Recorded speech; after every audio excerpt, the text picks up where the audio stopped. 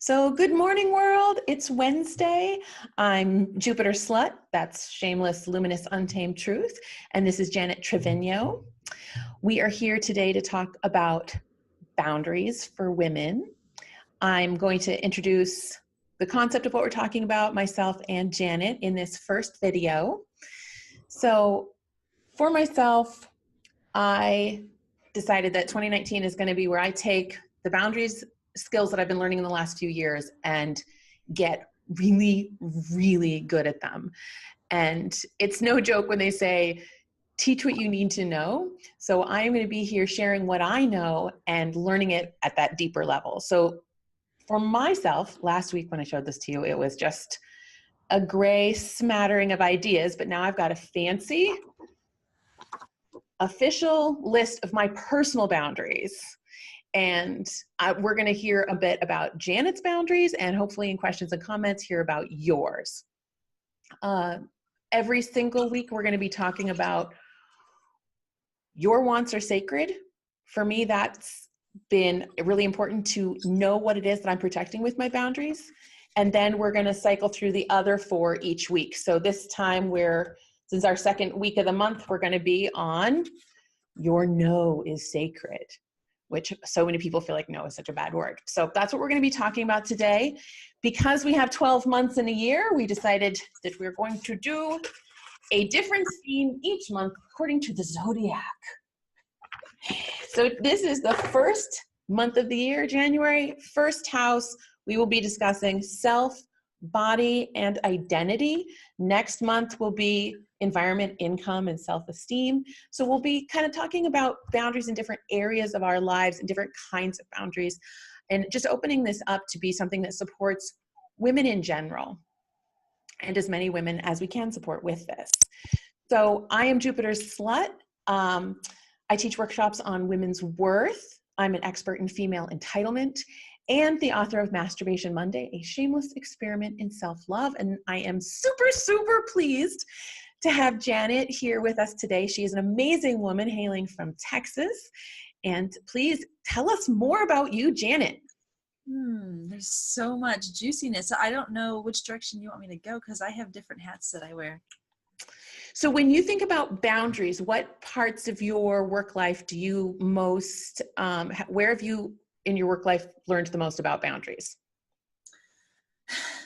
So let's go from like one extreme to the other. So I do professional cuddling, right? So if you look up my name, Janet Trevino, on Google, whatever, you'll see a bunch of stuff around, like articles around my work around professional cuddling, which has a ton of boundaries because we're still trying to maintain it platonic and really encourage people to not feel the need to rush into anything sexual, even though our bodies may respond. Learning how to be with another human being in a way that's nurturing and affectionate without going to sex. So the thing that's like we do, but like more just about being with each other. So there's boundaries that are needed for that. And then from my other extreme, I'm a sexuality educator, and I also see clients one-on-one. I do surrogate partner work. At least I'm beginning in that work. And really my intention though, always, no matter what I'm doing, who I'm with, I also have a sexuality group. So no matter what's happening, my goals are always encouraging people to discover who they are. And once you know who you are, you know what kind of boundaries to set for yourself, right? Because you're not going to move or be shaken from who you are, right? So it's discovering like, this is who I am, and unapologetically being that person. And then the second step is like, well, then what do you want, right? And so then figuring out like how to communicate that, or even just living with the want and not having to actually have that need met can be really juicy and amazing. And so no matter where I'm at, if I'm seeing clients or if I'm facilitating my groups, it's always about people, right now at least, self-discovery and self-acceptance and doing it again without apology. This is who I am, and showing up. And that's a lot of bravery. Like it takes a lot of bravery to be and courageous to be that, just to do that kind of work. So again, there's tons of boundaries that are on all of that. Self-acceptance without apology. It sounds neat and tidy, but when you actually go to try to live those kind of words, that's when things get exciting or juicy or shit-hitting fan. So We are going to talk about what the particulars are of living a life where that's your aim. We're going to get into some of the gritty details in our next videos. So what we're going to do is we're going to take a little pause to read your comments and questions. Please tag other people that you think might want to hear about boundaries, share this, and we will be back after a moment's break. Super tricky question that I have for you next is, how do you even know what you want? In your intro, you mentioned like before you can have boundaries, you have to know what you're protecting. So how do you know what that thing is? Well, you have to know who you are. I guess so many of us, especially if you're like myself, that you're in your late 30s, early 40s, or you've had a couple decades already as an adult. So often many of us are living for other people, and we're trying to take care of others, and we feel this responsibility the world has given us as women to be catering to everybody and to take care of everyone. And there's a lot of fucking societal baggage that we have to deal with. So even to get from underneath that, pull ourselves from out of it and stand alone, or at least look at it, that is already subversive. That is, you can easily set yourself up for criticism. So it's really scary to choose to like say, even no, I don't want to be known just as a mother or as a sister or as a daughter. Like those titles aren't always working for us. Like I just want to be human. I want to be myself. So for you to be able to know, for me to be able to know about my boundaries, or what is it that I want, I had to know who I was and look at myself. And it's scary. I mean, it is really scary to be like, sometimes I want to be alone. I want to be locked in my room, and I don't want to be talked to. I don't want anybody to bother me. Like that's sometimes who I am. And often we see older women like in their 60s, 70s, 80s who are like, like crotchety kind of old woman who they really own this. And we criticize them for being that, but it's because they've lived a whole freaking life where they couldn't be themselves. And that's like, finally we give them permission, but like, why do we have to wait until a lot older to do that? Right. So I would say maybe we don't give them permission. Maybe they finally give themselves permission. Oh, totally. So again, I think the first step is, who are you? And looking at that and looking at, and then well, again, that sounds easy. Like just look at who are you, but there's actually like an entire industry on self-discovery as and like, how do you discover yourself? How do you find out who you are? I know people, I've been hearing from women who literally are like, I've spent my entire life trying to figure this out, and I'm so sick of the question.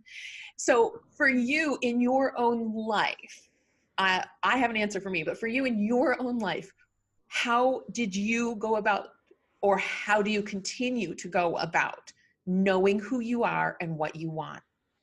so then for me, the big foundation of that question is, again, it's self-centered in nature, is that I want to be happy and healthy, right? Like that feels really Are you good. admitting to being a self-centered bitch? I am. People don't like me. I laugh like bro. So what happens is, oh no, I lost my train of thought. Is, oh shoot. Ah! Well, I apologize. No, it's okay. For me, this question was absolutely so difficult to answer. What do I want and who am I? That I only made progress by chunking it. Trying to figure that out as an entire question, like a whole answer, for my whole life, totally overwhelming and impossible. When I started chunking it to, what do I want for the next 5 minutes? What do I want right now? And not trying to decide what that means for my future, not trying to predicate it on my past, but just being like, okay, just like right now, just right now in this one area of my life for this one instant, can I figure out what I want? That for me was the first step to untangling what feels like this overwhelming, huge question in my life. So you go to specifics. I go into, again, I look at the bigger picture for myself. So I just remembered what I was going to say. I come from a healthcare family. Like my dad's a doctor, surgeon. My sister's a pediatrician. My brother's an oncological surgeon. Like all these like medicals. And then it's me. I'm like the next kid. And I was like, no, I don't want anything to do with that. And what I realized though is that for me, my body is really important. And it's about getting out of my head and trying to like rationalize and figure things out. But like, what is my body saying? like listening into like the different sensations that I feel. Most of our, I think I would say all, but like I'll do most of our diseases and our illnesses and all this stuff is based first in our emotions. And so like if I, in the middle of the night, I'll be completely honest, I woke up at 12:30 in the morning and my asshole was hurting. And I was like the muscles, like they like tensed up, and I was like, whoa, that's new. I went to the bathroom and like eliminated, and I was like, okay, it feels better now. But like my body was clearly telling me, I'm gonna be completely blunt, we're tight. Something's not right, right? Because that's pain. And so now what I need to do is like figuring out like in what ways have I been tight-assed? Like in what ways have I just feel like I have to hold everything? Um and again, it's self-discovery. Like, okay, who am I? Like, am I the kind of person that's kind of all the time like tense? Like sometimes I get like the neck pain, and you can look into like what that's all about. It's like we're always holding stuff, right? So like, in what ways do I need to relax that? And sometimes I'll have like gallbladder pain. I'm like, I want to keep my gallbladder. What's that about? Okay, it's about being irritated. How in my life I created up settings for myself that I'm like constantly irritated, and how do I like begin to create boundaries? And so I'm really clear with people like, this is not okay, or this is okay, or like create structures that really support me and having peace. Like having this like healthy life. And it, again, our bodies are always telling us like, I'm having shoulder pain or hip pain or whatever. It's because we're living a life that's not authentically ours. Like we're trying to like catch up or do the things that, you know, what other people want us to do or whatever. It's like our bodies know us. And so this, I guess the question like, who are you? For me, it comes down to like, my body's telling me what I can and can't do, or what I, you know, and I'm needing to listen to that. And again, that deals with my emotions because they show up physically manifested in my body. That is like, even just like if I need to rest that day, like I can rest. If I can find, again, creating boundaries where I can rest for myself or rest myself. I don't know. I mean, I see like, I want to live a long life that's happy and healthy. I don't want to be 60 and in pain and in like taking all these pills and just making the next 20 years of after that. I mean, I'm alive, but like, what kind of quality life do I really have? That's nothing that I want. That was an amazing, juicy answer. Thank you. That was absolutely wonderful. I heard that you are asking who you are rather than telling yourself who you are should be, and that you're looking to your body to tell you the truth about your experience. And those are things that really mirror my trajectory and what I've been learning. And so thank you, thank you, thank you for that. We are going to take a break to transition to a new question. Please share, invite people to join this discussion, write your questions in the comments, and we will be back in a moment. All right, we are back. And our question now that we are going to tackle is, how do you know what boundaries to have? So if you've established something you want, then how do you go about creating the boundaries? Is that a clear enough question for you, or do you want an example? No, absolutely. So boundaries mean protection, right? Like in some ways, when we create a boundary around something, our property, I don't know, parking spots, it's basically letting people know like, this here, at least for this time, belongs to me, or I'm here to protect this space or this thing. And so the bigger question before I even get to the boundaries question is, I'd ask people, and I'd ask myself, do I believe I'm worthy of protection? I would say a lot of people do not think they're worth protecting. Or at least they think it's someone else's job to protect them, but they don't believe that they are worth protecting themselves. And so that's breaking down again. It's about, again, who the fuck are you, right? Are you worth protecting? Are you worthy, right? That's a huge question that I think a lot of us need to answer and come to like a hell yes response to.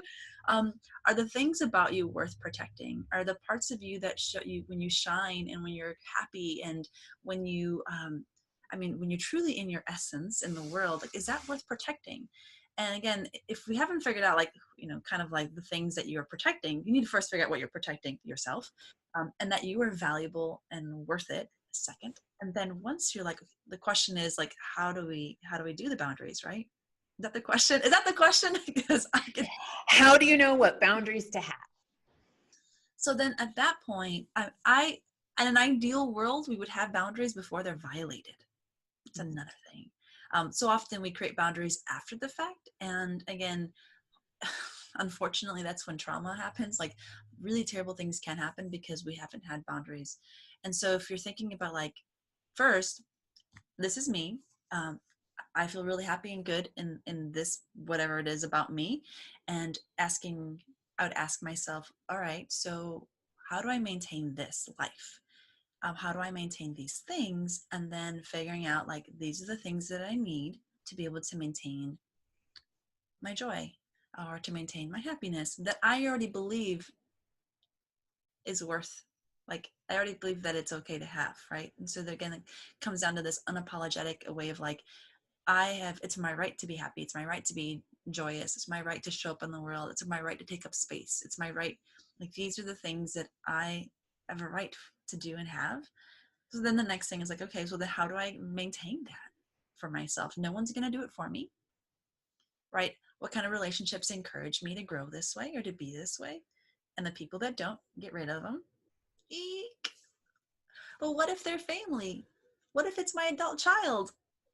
Like really scary questions. And then communicating like, hey y'all, this is who I am. This is what I need. Again, really difficult conversations and we and the fear of like, will I be alone? Of course shows up, right? And hopefully, let's say worst case scenario, you're alone.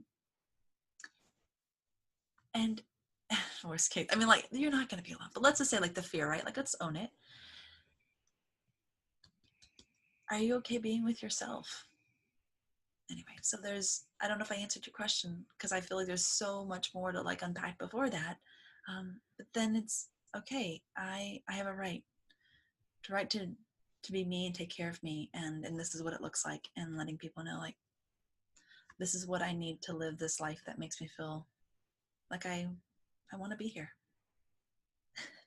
Yeah. Well, how do you know what boundaries to have? And what I heard you touch on was first, you're going to have to believe you're worth protecting your own boundaries. You have to believe in your own worth to have boundaries and protect yourself rather than think it's other people's jobs to protect you. And for women especially, we all know about our cultural history around that. So I know that, so yeah, how do you know what boundaries to have, of course, are particular to a situation. So it's you talked about protection, like you have to believe it's worth protecting. So then like what boundaries to have are based around what it is you're protecting. So today we're talking about first house, self-body, and identity. And we're talking about how your no is sacred.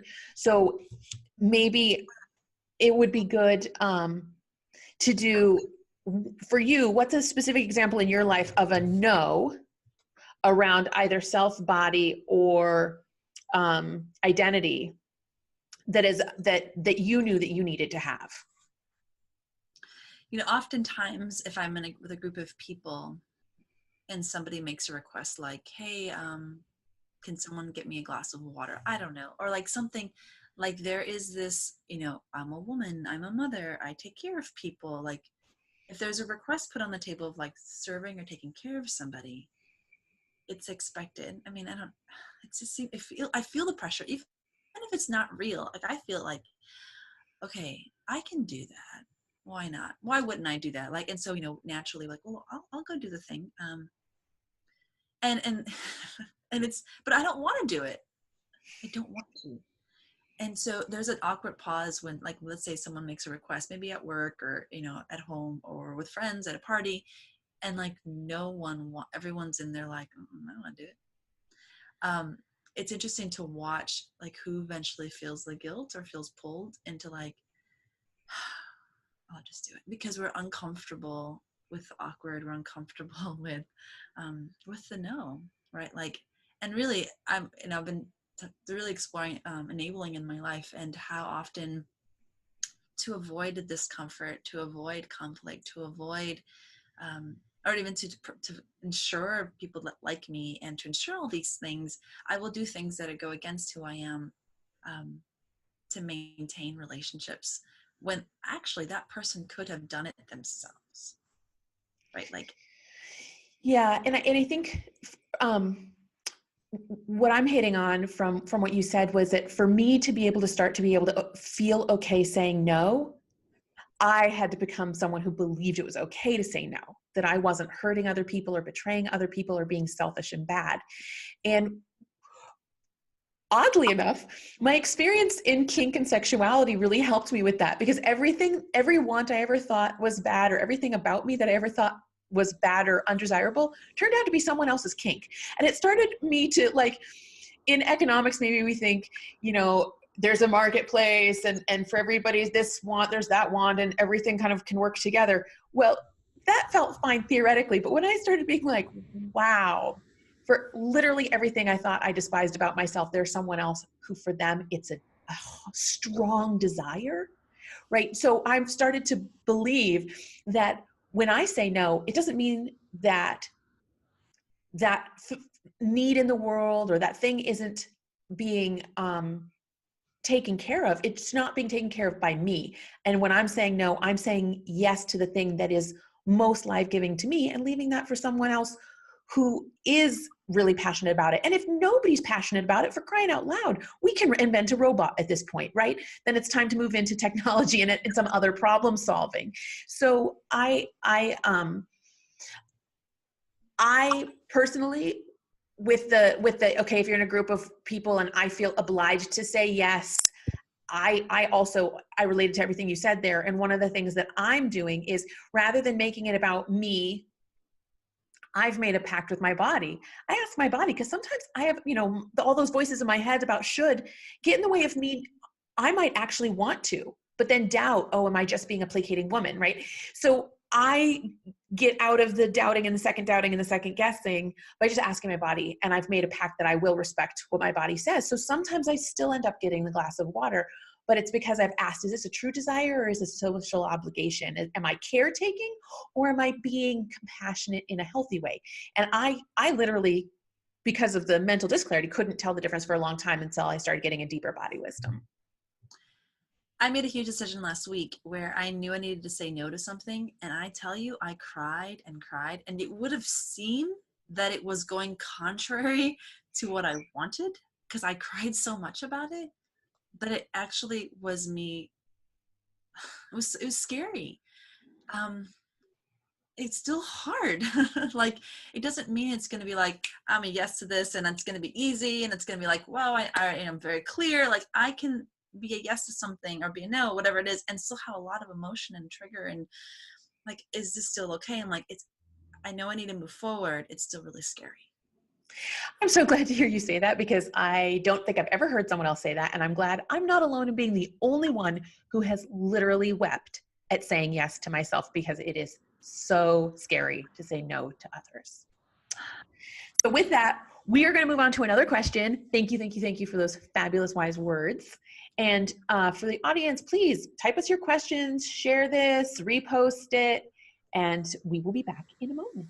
Janet was the first person I ever heard say, it really shouldn't be about sexual touch versus non-sexual touch. It should be about wanted touch versus not wanted touch. And all of a sudden I was like, oh my gosh, I've experienced so much non-sexual unwanted touch, and I never knew I had a right to say no. It didn't even conceive of me that I could have protected my wants, protected myself, had boundaries. That's just so revolutionary to me. So I really wanted to hear from Janet where she got this delineation from, how she came to be speaking these words to me in the past that mean so much to me. So please, Janet, tell us. Yes. So because I'm a pro cuddler, there's a constant conversation from the public and also inside the industry around like, making sure we maintain our sessions as non-sexual or platonic, or, whatever words you want to use, and ensuring the public that this is a non-sexual experience. And what I found that it's so difficult because sexual intention and sexual arousal and all the things that are like sexual, they're truly internal. Like it's the intention that someone comes into a session, and those things, if you start trying to police them or try to like figure them out, or like a lot of practitioners that I sense are out there are like like their hands are up and like, okay, making sure, do you know the code of conduct? Like there's this like, do you agree to it? And like this kind of sense of fear around it all. And so as a practitioner, since close to the beginning, my work has always been about like full acceptance of the client and letting them know that they are welcome to show up as they are. If they have a sexual response, it's like, cool, like, yay, you, like, you can actually have a sexual, like, if let's say if it's an erection, like, good for you. Because a lot of people can't have erections. So like celebrating people and allowing them to be who they are and welcoming them in that way, to then move into, okay, let's go deeper. And so as I was, this has been my practice. This is how I've, spoke about the subject on my YouTube channel. And then I got to like, I was working on my podcast, which is called Touch is Medicine, which isn't out yet, but we're working on it with my other collaborator. And trying to figure out like breaking down the touch and breaking down the different categories and the types of touch and the intention around touch and all of it. And what I began to see appear is that it wasn't about sexual and non-sexual. Like keeping it in those categories doesn't support any of us. Because you can't measure that kind of stuff. We can't totally know what's happening within us. For me, it's come to, and it's a scarier place to be, honestly, to be like wanted versus unwanted. That is huge, because as a practitioner, I can truly be in I do not want anything sexual to happen. Like I can own that. And when something unwanted shows up, I'm like, I don't want this. Like we can still maintain the same integrity around the work. And it be a lot clearer, and it be a lot more honest, right, with each other, with the person that you're with, or the person I'm with. So then it also then opens it up to anyone who does any kind of body work, anyone who does any kind of like experience with other people. We can speak from these words and these terms of like, this is a wanted experience, this is an unwanted experience. Last week I was in the community and on retreat, and somebody was just staring at me, and I looked at them, and they were very close to me, like probably 2 feet. And I said, hello. Like I was like trying to like gauge, like, why are you staring at me? I did not have the words at that time to like navigate. I did it twice. I looked away and looked back, and they were still staring. And I'm like, I didn't have the words to tell them like, stop.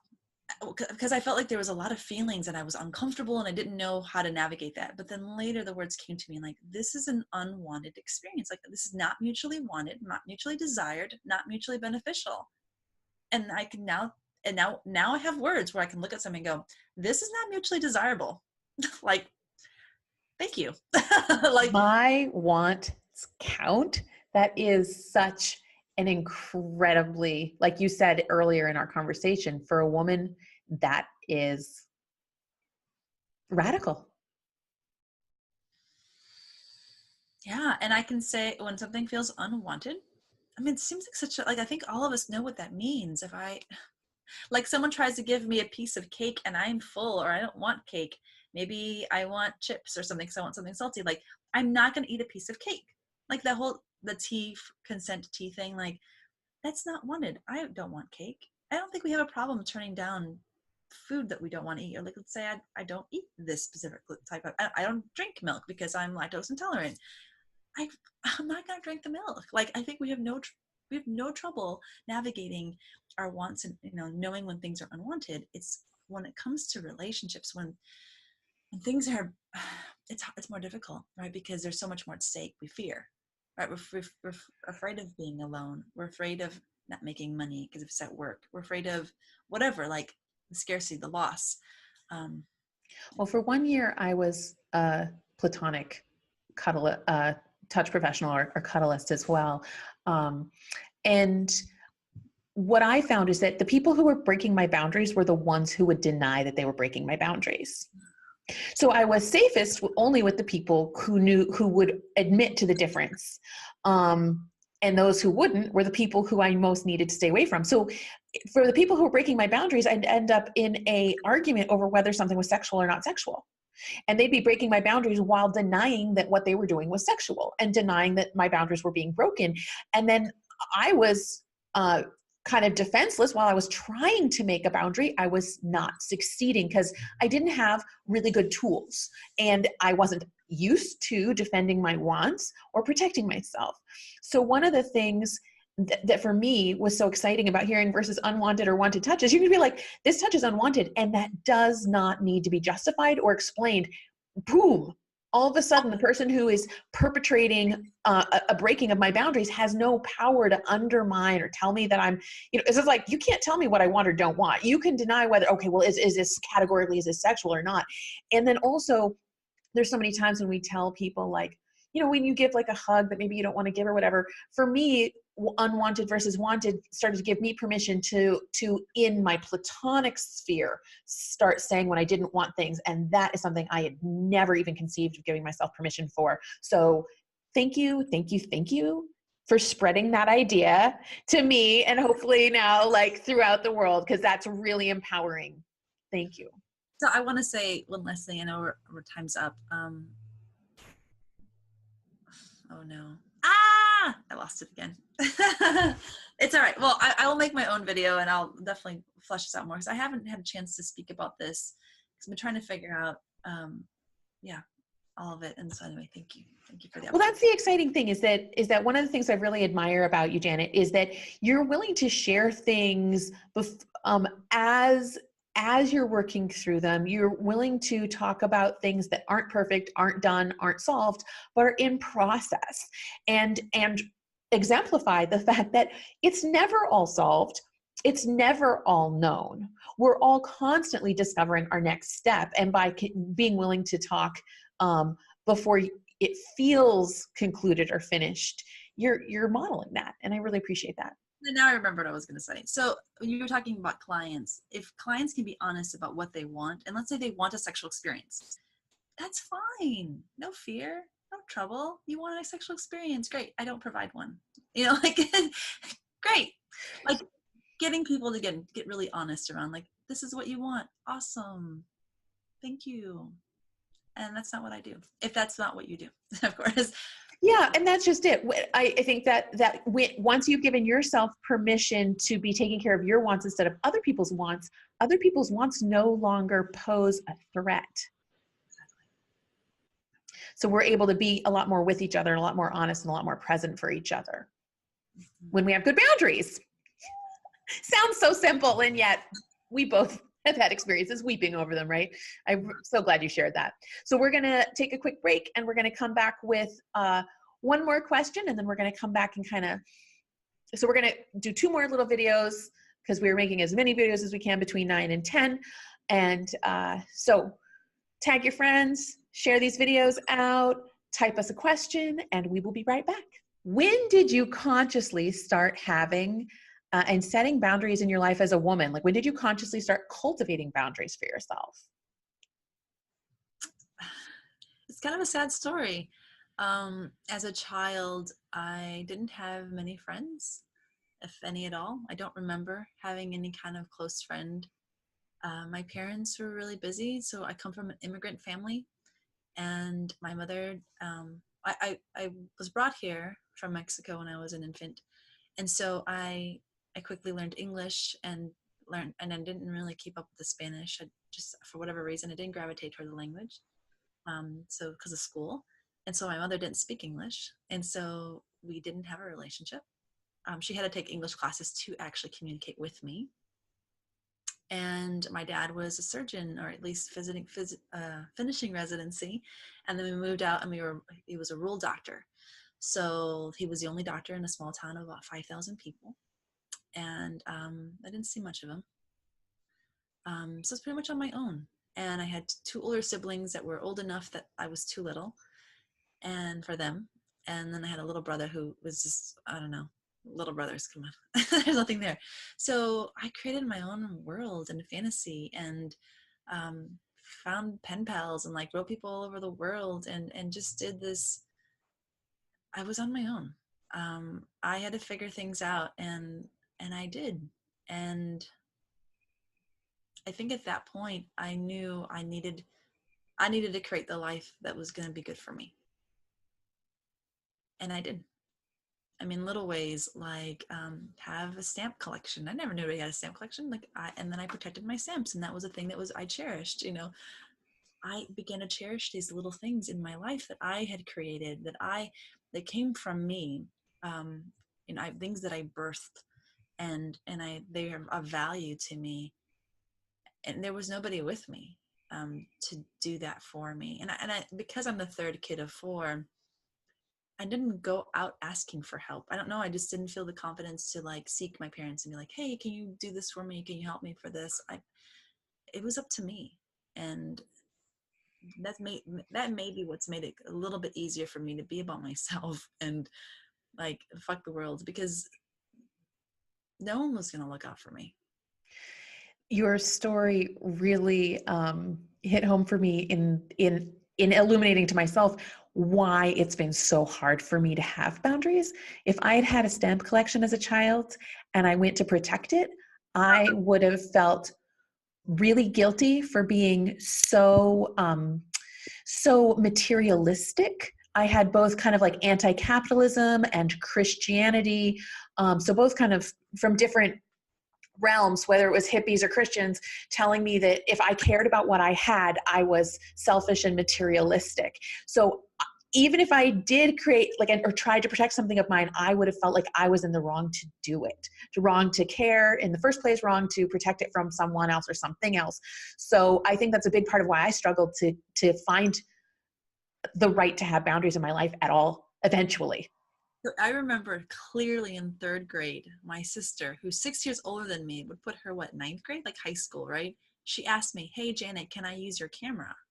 And I paused. I remember clearly, I was like,